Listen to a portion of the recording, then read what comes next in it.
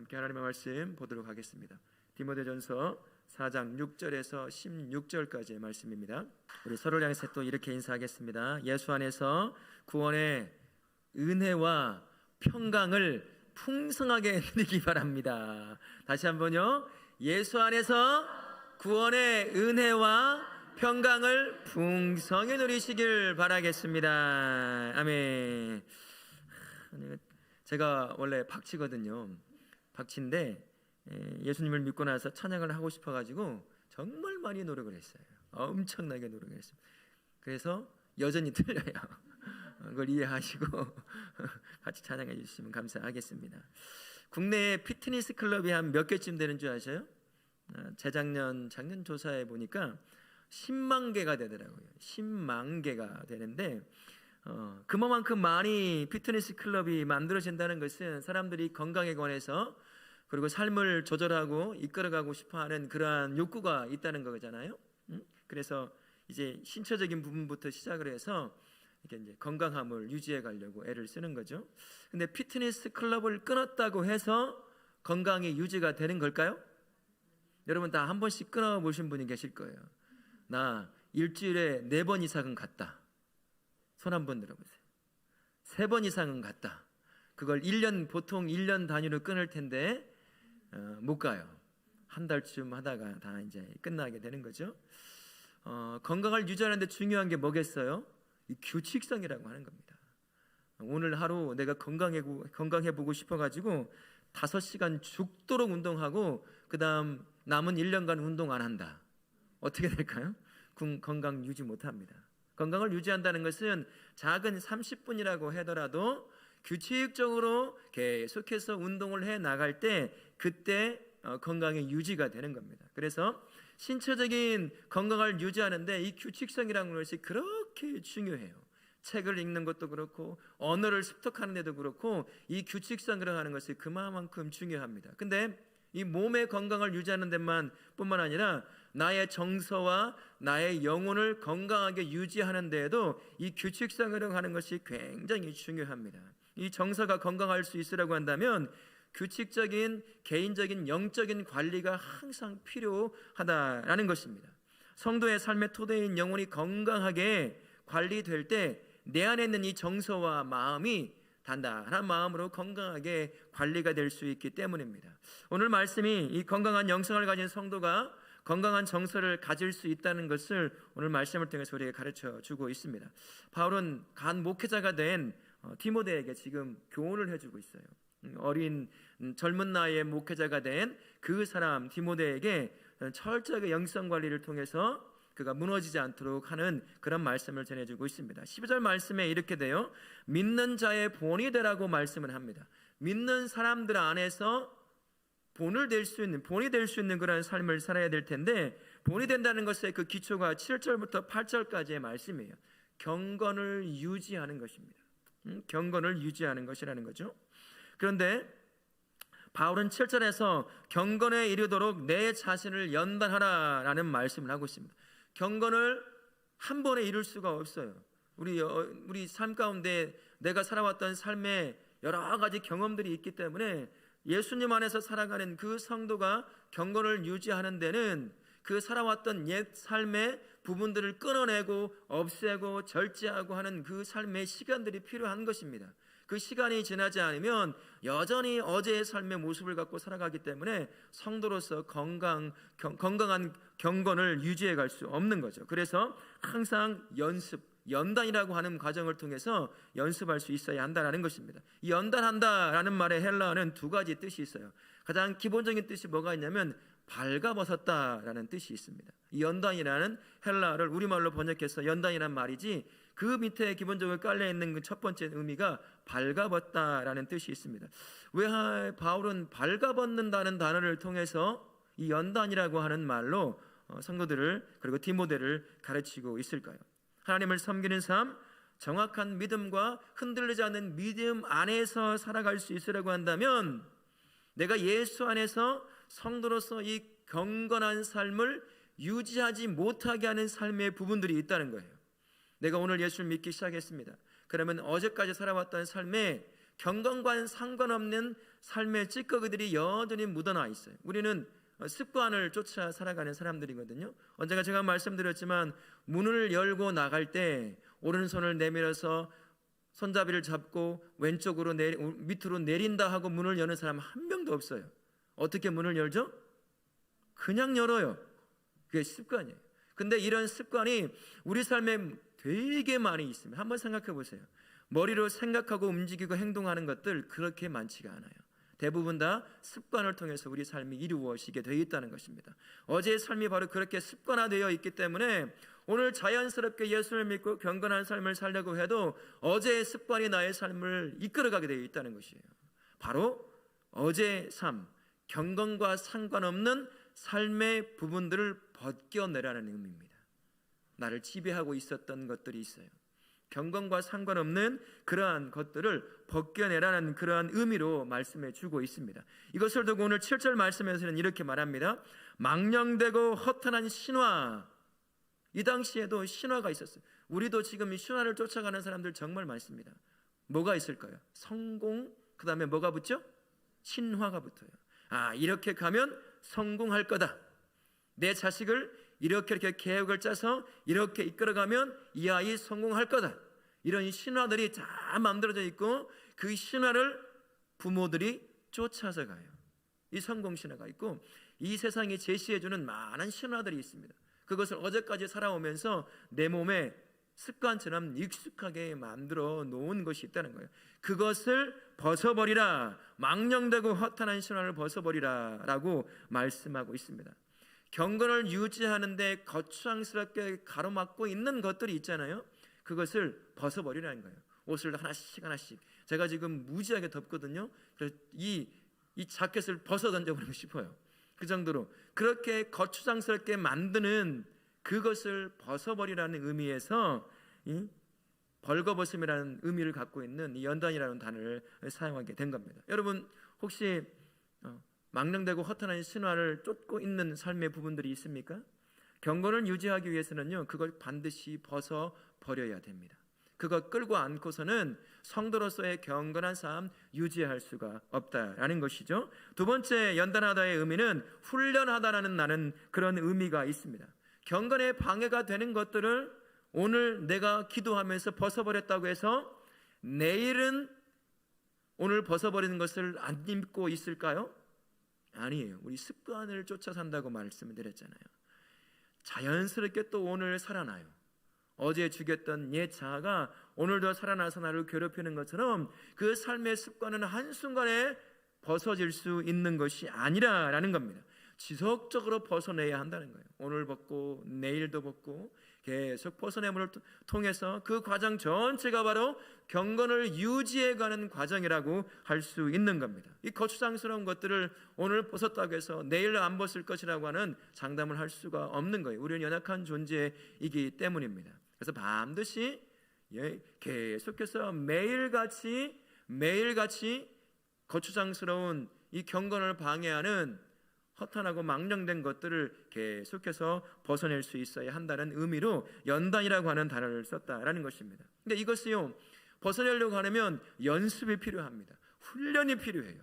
그냥 벗어내야지 기도한다고 벗어지는 것이 아닙니다. 그대로 남아 있어요. 주께서 깨닫게 하시는 경건을 방해하는 것이 있다고 한다면 그것을 의지적으로 벗어낼 수 있어야 하는 거예요. 이것을 위해서 규칙이라고 하는 것이 필요한 것입니다. 내 경건한 삶을 이루어가기 위해서 나의 삶이 흐트러지지 않도록 일정한 경건한 삶을 유지할 수 있게 만들어주는 그러한 어떤 규칙, 영성 훈련에 관한 그러한 규칙이 필요하다라는 것입니다. 그것이 없으면 안 돼요. 저도 목사로 살아가지만 이 삶에 이 규칙적으로 삶을 조정해 나가는 것이 정말 힘들고 어렵습니다. 그때 벌어지는 사건들도 많이 있고 이 안에서 올라오는 욕구들도 많이 있기 때문에 그것을 절제하고 나의 경건을 유지하기 위해서 하고 싶은 것을 내려놓고 경건에 필요한 것들을 진행해 나간다는 게 그만큼 참 쉽지가 않다라는 것입니다. 오늘도 했다고 한다면 내일도 연습이 필요하고 내일도 훈련이 필요한 것이 바로 이 경건에 이르는 연습과 훈련입니다. 그것을 가져다 두는 것이 무엇이냐? 이 규칙적인 삶이라고 할 수가 있습니다. 참 분주한 삶을 살아가는 현대인들이잖아요. 여러분들도 아마 분주할지도 모르겠어요. 이것저것 할 것이 참 많다라고 할 수 있을 텐데 그것들 그대로 쫓아가서는 경건을 유지할 수가 없습니다. 이 규칙이라고 하는 삶을 가질 수 있어야 한다는 거예요. 이 규칙을 딱 말을 하면 참 답답함이 와요. 내가 나의 삶을 내가 원하는 대로 살아가지 않고 어떠한 특정한 틀에 내 삶을 딱 맡겨야 되잖아요. 그게 정말 힘들거든요. 정말 힘들어요. 근데 그것을 했을 때 경건을 유지할 수 있는 그 틀을 마련해 갈 수 있다라는 것입니다. 그래서 규칙이라고 하는 것이 참 답답함으로 다가옵니다만 그 의미를 한번 생각해 보면 우리가 또 다른 은혜를 얻을 수가 있고 한번 해볼 만하다라는 것을 알 수가 있습니다. 헬라어의 규칙이라고 하는 단어의 어원을 트렐리스라고 하는 헬라어 단어가 쓰였는데 그게 뭐냐면 포도농사에 지어보신 분 계셔요? 포도농사 그냥 농부가 짓지 않고 내버려 두면 이 가지들이 어떻게 될까요? 포도원에 가면 이 줄처럼 막 세워져 있잖아요. 왜 그럴까요? 포도 가지가 바닥으로 떨어지지 않도록. 바닥으로 내려가면 열매를 못 맺어요. 햇빛도 못 받을 뿐 아니라 바닥에 빠지기 때문에 넝쿨이 흙 속으로 들어가기 시작합니다. 그러면 열매를 못 맺어요. 그렇게 못하도록 격자 모양으로 되어 있는 이런 구조물 같은 거예요. 그런 의미에서 그게 훈련이라고 하는 규칙성이라고 하는 단어가 바로 그러한 의미가 있습니다. 그래서 포도가 많은 열매를 잘 맺을 수 있도록 그렇게 하늘을 향해서 올라가도록 도와주는 그러한 도구라는 것입니다. 규칙이라고 하는 것이 바로 그거예요. 때로는 나로 하여금 답답하게 만드는 것일 수 있겠지만 사실은 나로 하여금 경건을 유지하게 만들어주는 굉장히 중요한 도구라는 것입니다. 사도 바울이 지금 디모데에게 어린 나이에 목사가 된 디모데가 교회 안에서 목사로서의 사역을 잘 감당할 수 있도록 그 첫 번째 가르쳐주는 게 뭐냐면 이 경건을 유지하는 것이었습니다. 그래서 애써서 규칙 가운데 스스로를 경건함으로 다스리고 만들어가는 그것을 지금 권면하고 있는 겁니다. 참 어렵지만 그 과정을 거쳐야 된다라는 것입니다. 그래서 성도의 규칙적인 영성 훈련도요 이렇게 영적으로 많은 결실을 맺게 하기 위한 좋은 도구라 할 수 있는 겁니다. 어떤 의미가 담겨져 있냐면 하나님을 모든 활동의 중심으로 두라는 것입니다. 이 경건 훈련이라는 것이 막 저기 기도원에 가지고 며칠씩 남아있고 그러는 것이 아니라 실제 내가 살아가는 삶의 현장에서 이제 경건을 유지할 수 있어야 하기 때문에 그 자리에서 하나님만을 중심으로 두고 살아가는 훈련이 필요하다라는 것입니다. 의도적이고 의식적인 계획이 필요하다는 거예요. 내 안에서 올라오는 욕구대로 쫓아 살 수는 없다는 것입니다. 그러면 경건을 유지할 수 없기 때문인 것입니다. 또 한 가지 의미로는요, 삶의 근원, 하나님께서 모든 삶의 근원이라는 것을 이 경건이라고 하는 훈련이라고 하는 시간을 통해서 계속해서 고백해내는 거예요. 이 규칙적인 경건의 훈련을 통해서 하나님이 모든 인생의 중심이시고 모든 삶의 근원이십니다 라고 하는 것들을 고백해내는 것입니다. 내가 하나님과 깊이 만나기 위해서 바쁜 것을 다 뒤로하고 10분이든 20분이든 딱 시간을 떼내야 돼요. 여러분 그거 쉬운 것 같으세요? 쉽지가 않습니다. 그 10분 20분 침묵의 시간을 한번 가져보세요. 절대 침묵 못해요. 1분간 눈 감고 침묵하면 마치 1시간이 지난 것 같거든요. 우리가 얼마나 분주하게 사는지 모릅니다. 그리고 불안해요. 눈을 감고 아무 말도 안 하고 하나님의 임재함을 기다리고 있는 이 개인 영성의 훈련의 시간에 굉장히 불안함이 엄습해와요. 이게 무슨 말이겠어요? 내가 삶의 중심이 되어서 내가 내 삶을 이끌지 않으면 안 된다고 하는 그러한 마음이 있기 때문입니다. 그런데 의도적으로 억지로 10분이든 20분이든 하나님께 모든 것을 멈추고 집중한다는 것은 하나님의 인생의 중심이고 모든 것이 하나님께 달려있다는 고백과도 같은 거거든요. 그래서 하나님을 계속해서 의식하며 살아가게 된다는 것입니다. 그래서 또다시 모든 일에서 하나님을 떠올리고 그분께 주의를 기울이도록 생각과 방향의 틀을 제공하는 것, 그게 바로 규칙적인 영성 훈련이라고 할 수 있습니다. 그것이 잘 갖추어지지 않으면 내가 살아가는 삶의 현장에서 우리 믿음 지키기 참 힘듭니다. 여러분 믿음을 가지고 살아간다는 그 실제적인 모습이 어디서 나타나겠어요? 교회 안에서요? 예배 잘 드리고 봉사 잘하고 하는 것들을 통해서 내가 믿음이 있다라는 것 드러날 수 있을까요? 종교 생활은요, 누구나 다 할 수 있어요. 예수님을 안 믿는 사람도 종교 생활은 누구나 다 할 수 있습니다. 진짜 믿음은 어디서 드러나겠어요? 내가 세워진 삶의 현장에서 드러날 수밖에 없습니다. 그 안에서 감춰두었던 이 안에 있는 욕망과 생각들이 다 올라와요. 다 올라와요. 그런데 교회 안에서는 잠깐 동안 모여서 예배드리고 봉사하는 시간이기 때문에 얼마든지 짓누를 수 있어요. 속은 부글부글 끓어도 얼굴은 어떻게 될 수 있죠? 웃을 수가 있습니다. 욕을 하고 싶어도요, 교회 안에서는 사랑한다는 말 할 수 있을까요? 없을까요? 얼마든지 할 수가 있습니다. 그러나 삶의 현장에 가면 어떻게 돼요? 그게 다 드러나는 거죠. 이제 누구를 향해서는 어떤 상황을 향해서든 다 드러나게 되어 있다는 것이에요.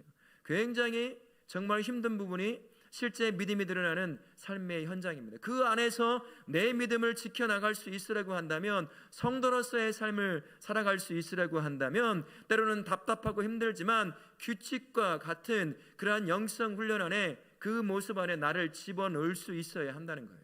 그렇지 않고서는 믿음을 지켜나가고 믿음을 쫓아 살아갈 수가 없습니다. 여러분, 어떤 분들 이렇게 말하시는 분이 계실 것 같아요. 그 정도라고 한다면 제가 어느 정도는 하고 있는 것 같아요. 규칙적으로 기도도 하고요, 예배도 참석하고 봉사도 하고 있습니다. 다 어디에 집중되어 있어요? 교회에 집중되어 있어요. 그거 갖고는 삶의 현장에서 믿음 생활을 할 수가 없습니다. 목사인 저도 수많은 유혹 앞에 놓입니다. 어느 순간 나도 넘어갈 때가 있어요. 스스로 지켜내지 않으면 안 되네요. 진짜 믿음은 어디서 들통난다고요? 삶의 현장에서 들통나게 되어 있어요. 그 안에서, 삶의 현장 안에서 믿음을 가지고 살아갈 수 있으려고 한다면, 교회 안에서 내가 해왔던 그런 영성과 관련된 그런 모습 외에도 주어진 삶의 현장에서 하나님을 인정할 수 있는 그런 영적 훈련과 규칙적인 영성 훈련에 관한 부분들을 꼭 가지고 있어야 한다라는 것입니다. 그렇지 않으면 믿음을 지켜나갈 수 없고, 또한 삶의 현장에서 믿음을 살아갈 수 없다라는 것이죠. 몇 가지를 한번 말씀을 드리면 이렇습니다. 여러분, 성경 읽고 계셔요? 제가 연초에 작년 말에 맥체인 성경 읽기 표를 다 나눠드렸습니다. 그 원래 한 장당 1,000원짜리예요. 돈 하나도 안 받고 드렸잖아요. 지금 읽고 계시나요? 나 지금까지 비록 가끔 놓쳐서 하루에 몇 장씩 더 읽긴 했지만 잘 따라서 읽고 있다 하시는 분 손 한번 들어보세요. 이 많은 사람 중에 3분밖에 안 계셔요. 세상에.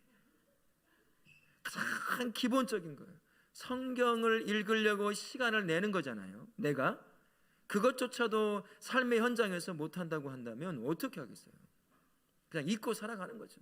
그리고 교회 안에 딱 들어와서 예배 드릴 때 그냥 그렇게 살고 또다시 또 옛날 모습을 그대로 돌아가게 된다는 겁니다. 성경을 읽는 것, 그게 시작인 것이에요. 그것을 읽기 위해서 어떻게 되겠어요? 막 요리하면서 성경 읽는 사람 계셔요? 친구와 대화하면서 성경 읽습니까? 아니잖아요. 시간을 딱 떼놔요. 장소를 떼놓습니다. 일정한 시간을 걸쳐서 성경을 읽는 거죠. 그게 바로 하나님과 1대1로 만나는 첫 번째 시간입니다. 여러분, 신앙서적 1년에 몇 권 정도 읽으셔요? 나는 2권 이상은 읽는다. 손 한번 들어보시죠. 아마 한 권도 읽지 못하는 분이 대부분일 거예요. 나의 영성에 굉장히 좋은 도움이 되는 신앙서적, 주보에다가 매달마다 뭘래요? 이번 달 읽어야 될 책, 6월 달 책은 뭐죠? 하나님을 읽는 연습. 여기에다가 돈 잘 버는 연습, 이렇게 써놨으면 아마 당장 사서 읽을 수도 있을 것 같아요. 그냥 놓는 게 아닙니다. 하나씩 하나씩 매달은 못 읽더라도 2달에 한 권씩이라도 이 개인의 영성을 위해서 읽어야 될 책들이 있어요. 굉장히 큰 도움이 돼요. 이 책 같은 경우는 하나님 앞에 말씀을 어떻게 읽어 나갈 것인가에 관한, 두껍지도 않아요. 얇아요. 폰트도 커요. 금방 읽을 수 있어요. 속도감 있는 사람이면 2-3시간이면 금방 읽어낼 수 있는 책입니다. 그렇게 도움을 얻어 영성을 지켜나가는 거예요. 그걸 읽기 위해서 시간을 내고 또 집중을 하게 되는 거잖아요. 근데 그 안에 하나님을 발견할 수 있다라는 것입니다. 또 아까 말씀드린 것처럼 침묵과 홀로 있는 시간을 좀 마련할 필요가 있어요. 자동차 안에서든 직장인이라고 한다면 직장 안에서 따로 뭐 화장실이건 자동차 안이건 그런 시간 안에 가서 5분이건 10분이건 다른 거 다 아무것도 하지 말고 눈을 감고 하나님의 임재함을 기다려 보는 거예요. 그래서 마음속에 막 떠오르는 생각들을 다 내려놓고 하나님께서 오늘 이 시간 어떻게 하길 원하시는지, 주께서 나에게 무슨 말씀을 하시는지 참 50시간 되는 그러한 시간같이 느껴지긴 하겠지만 5분이든 10분이든 침묵하는 시간과 홀로 있는 시간을 꼭 갖는 것이 중요하다라는 것입니다. 하루에 5분, 하루에 10분 정도씩. 근데 그것도 못 내요. 목사인 저도 참 힘들다고 해서 막 설교 준비하고 뭐하고 하다 보면 어느 순간 하루가 지나버릴 때가 참 많이 있거든요. 그러나 그 시간을 낼 수 있어야 돼요. 그래서 바쁜 것을 잠깐이라도 딱 멈추는 겁니다. 멈추고 누굴 생각하는 거죠? 하나님을 생각해 보는 거예요. 지금 이 정오 때까지 내가 하나님을 의식하며 내가 일을 해왔나, 아니면 어제와 똑같이 반복된 삶을 통해서 일을 해왔나 한 번씩 점검해 보는 시간입니다. 꼭 기도원 가지 않아도 돼요. 그 자리에서, 때로는 차 안에서 그렇게 한 번씩 가질 수 있어야 한다는 것이죠. 그리고 매일 기도, 제가 지난번에도 말씀을 드렸는데 매일 기도가 침묵과 홀로 있음과 아주 연관이 되어 있습니다. 그냥 내가 하고 싶은 것, 하나님 나에게 들어주셨으면 좋겠다라고 하는 그러한 기도 제목을 계속 읊조리는 것이 아니라 주께서 들려주시고자 하시는 것이 뭔지 그 시간을 가져보는 거예요. 근데 참 안 되더라고요. 자꾸 잡념이 막 생겨요. 그래서 기도 시간이라고 하니까 내가 가지고 있는 기도를 계속 말하고 싶어요. 입이 가만히 있잖아요. 속이 가만히 있지 않아요. 입은 안 움직인다 하더라도 이 머릿속은 계속 기도의 제목을 얘기하고 있는 나를 발견하게 되더라고요.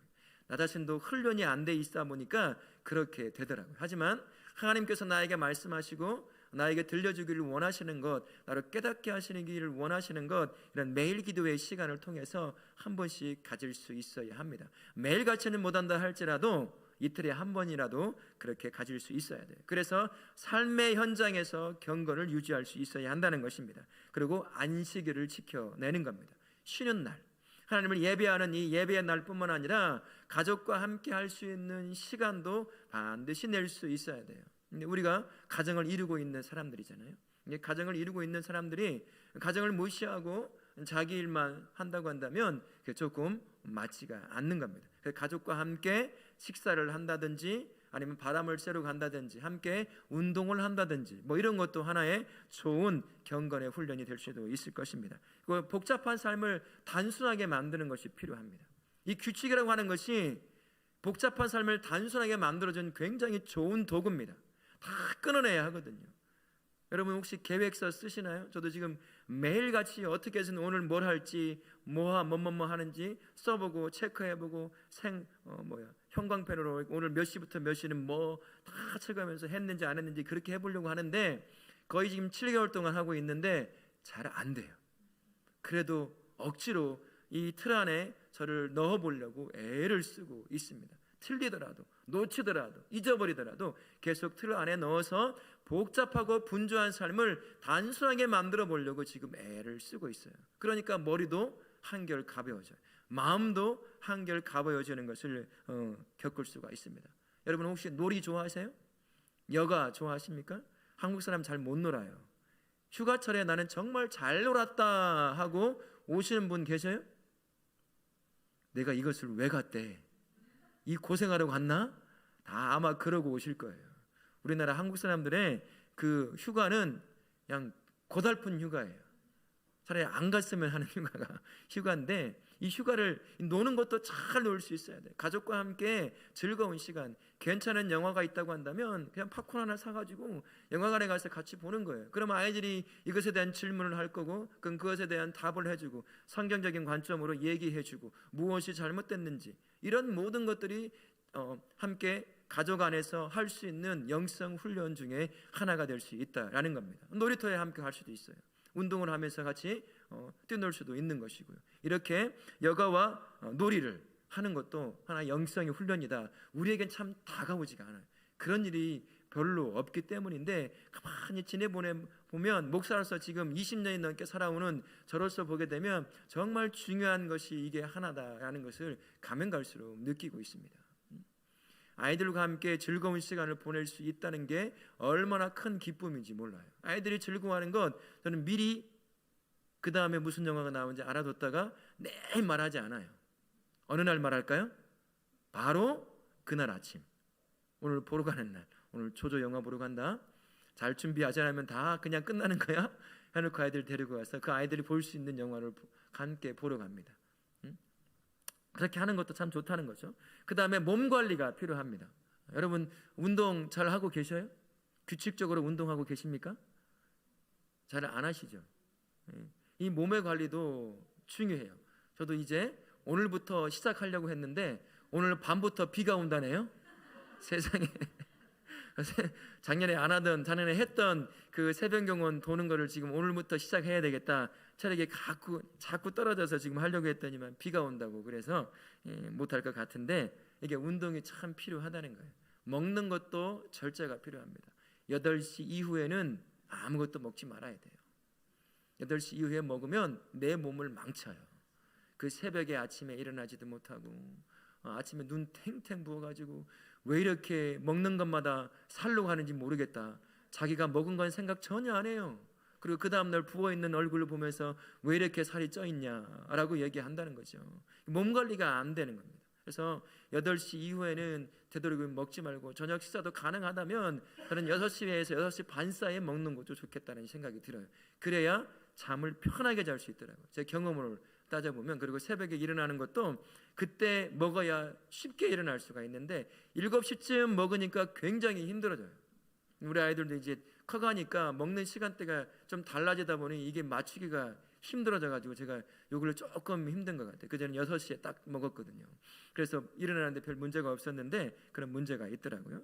여하튼 다양하게 영성훈련, 규칙이라고 하는 삶 안에 나를 집어넣을 수가 있습니다. 그렇지 않으면 삶의 현장에서 경건을 유지하기가 굉장히 힘들어요. 여러분 경건 훈련이 뭐 저 기도원에 가고 수도원에 가서 막 돌을 닦는 것처럼 그렇게 할 필요가 없어요. 주어진 현장 안에서 하나님을 의식하고 인정하고 그분과 동행하는 것을 계속 스스로 느낄 수 있어야 한다는 겁니다. 그 정도만 해도 저는 충분히 믿음을 지켜나갈 수 있다고 생각을 해요. 그래서 가장 기본이라고 할 수 있어요. 성경을 읽는 시간. 그것도 오늘 읽었다 내일 쉬었다가 그 다음날 읽고, 아침에 읽었다 그 다음날은 저녁에 읽지 말고 일정한 시간과 장소를 정해놓고 읽는 것도 중요해요. 그래야 내 몸이 거기에 맞춰지기 때문입니다. 그러면 훨씬 더 쉽게 성경을 읽을 수가 있어요. 기도의 시간도 마찬가지예요. 내가 기도할 수 있는 좋은 시간을 딱 마련해서 그 시간에 일정하게 그 시간을 맞추려고 애를 쓰면 내 몸이 거기에 맞춰지면서 동시에 삶의 분주함이 다 단순함으로 맞춰지는 것을 경험하게 됩니다. 그래서 모든 성도님들 삶의 현장에서 그렇게 영성을 훈련을 통해서 경건을 끝까지 유지해 가실 수 있기를 바라겠습니다. 이렇게 자신 스스로 뭔가를 이렇게 훈련을 통해서 경건을 유지하는 이런 훈련이 며칠 했다고, 한두 달 했다고 많은 변화를 일으킬까요? 솔직히 말할게요. 아무 변화도 없어요. 아무 변화도 없습니다. 내 안에 그저 평안함이 오는 것 정도지 내 삶에 실질적으로 눈에 보이는 변화는 그닥 없습니다. 그닥 없는데 내가 믿음 안에서 하나님을 계속해서 의식하고 인식하고 갈 수 있는 좋은 토대는 마련하게 된다는 것뿐입니다. 그러나 그 시간이 하루가 1년이 2년이 3년이 가면 우리의 영성은 어떨까요? 예수 그리스도의 장성한 믿음의 분량까지 한 걸음 더 매일같이 자라는 그러한 시간이 될 겁니다. 많은 것을 기대하면 실망이에요. 1년을 해도 2년을 해도 3년을 해도 그당 내 삶에서 눈에 보이는 그런 많은 변화는 없지만 그래도 우리가 평생 예수님을 닮아가는 삶을 살아가는 거잖아요. 그분처럼 믿음이 자라가고 그분의 인격을 닮아가야 될 사람이 성도라고 할 수 있을 텐데, 그렇다고 한다면 그렇게 나를 어떤 규칙의 틀에 딱 집어넣고 스스로를 경건을 유지함으로 말미암아 믿음을 지켜나갈 수 있어야 한다는 것이죠. 그 과정을 통해서 우리가 믿음 안에서 성장할 수 있으니까 말이죠. 그리고 그 모습을 바라보는 다음 세대 우리 자녀들이 어떻게 하나님을 믿으며 삶 가운데서 믿음을 지키고 살아갈 수 있을까, 그것을 눈으로 보게 된다는 거예요. 그냥 보여주든 억지로 시키지 않아도 그것을 통해서 볼 수 있게 된다라는 것입니다. 성경에 보면요, 정말 믿음을 지키기 힘든 상황 가운데 그 어린 나이에 믿음을 지켜간 한 사람을 발견할 수가 있습니다. 다니엘이라고 하는 한 사람이에요. 그가 여기 있는 우리 다음 세대 10대 초반 중반이 있잖아요. 그 나이에 포로로 바벨론에 끌려갔던 사람입니다. 끌려갈 때 마차를 타고 버스를 타고 기차를 타고 가지 않았어요. 종들은 어떻게 끌려갈까요? 포로들은 그 사막을요 그냥 걸어서 가는 거예요. 그 조그만 어린아이가 험난한 사막길을 가서 바벨론에 도착을 하게 됩니다. 거기서 편안하게 살았겠어요? 바벨론의 모든 문화를 다 습득해야 했습니다. 히브리어도 쓰지 못했죠. 그들의 언어도, 그들의 문화도, 그들의 하나님도, 그들의 옷도, 심지어 머리 모양도, 이름조차도 바벨론화해야 했다는 것입니다. 그리고 그들과 상관없던 우상을 섬기는 점성술부터 해서 점술까지 다 배워야 했습니다. 철저하게. 그러니 자신의 인생에 자기가 유대인이라는 사실을 모두 잊어버려야 된다는 거예요. 믿음을 지킬 수가 있겠습니까? 거기서 벗어나면 죽는 거예요. 그냥 죽임을 당하는 거예요. 저 노예를 살다가 그냥 비참한 노예를 살다가 죽을 수밖에 없습니다. 하지만 다니엘은요, 그 10대에도 믿음을 지켜 나가는 것을 볼 수가 있습니다. 어떻게 믿음을 지켜 나갈 수 있었을까요? 그가 영성의 규칙을 만들어 놓았습니다. 그리고 해야 될 것과 먹어야 될 것과 하지 말아야 될 것을 철저하게 구별했어요.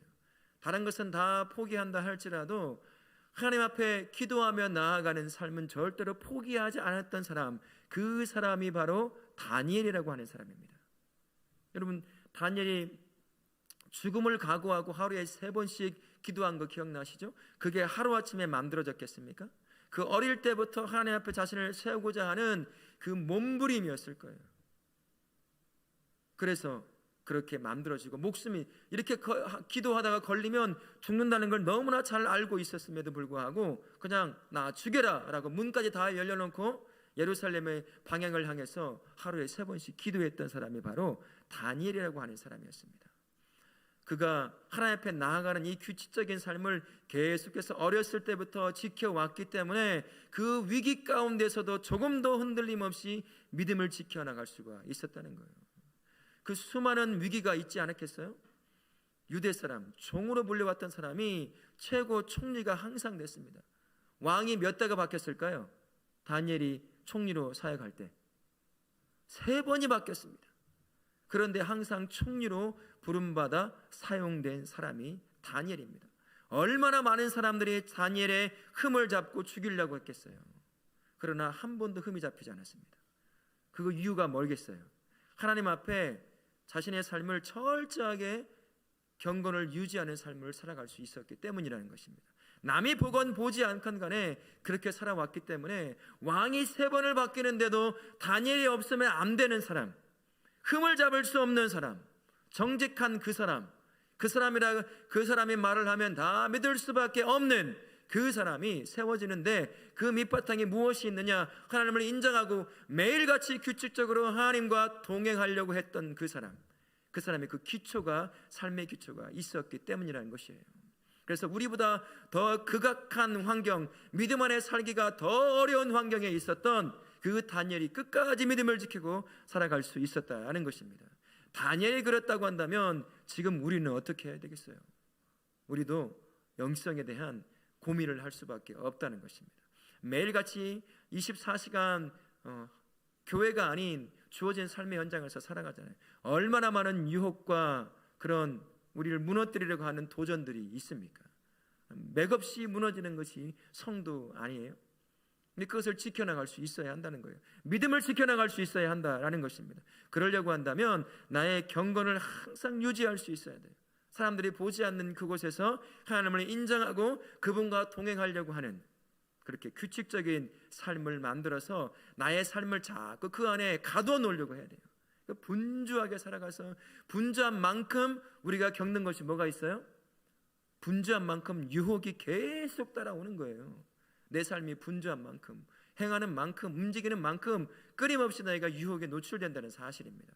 그 규칙 안에 나를 집어넣고 삶을 단순하게 만들어내면 유혹에 최소화 노출되게 된다라는 것이죠. 그렇게 되면 우리가 영성을 건강한 영성과 함께 정서적으로도 건강할 수 있을 뿐만 아니라 믿음을 지켜 나갈 수 있게 된다라는 사실입니다. 우리 사랑하는 성도님, 하나님 앞에 자신을 세우는 그 단순하지만 그 시간들, 그리고 매일의 삶 가운데 잠깐의 시간을 멈춤으로 하나님의 임재를 인정하고 그분이 내 인생의 주인임을 인정하고 내가 내 인생을 이끌어가는 것 같지만 하나님이 아니면 안 된다고 하는 그 고백이 매일같이 여러분의 삶 가운데서 남들이 보지 않는 그 현장에서 일어날 수 있기를 바랍니다.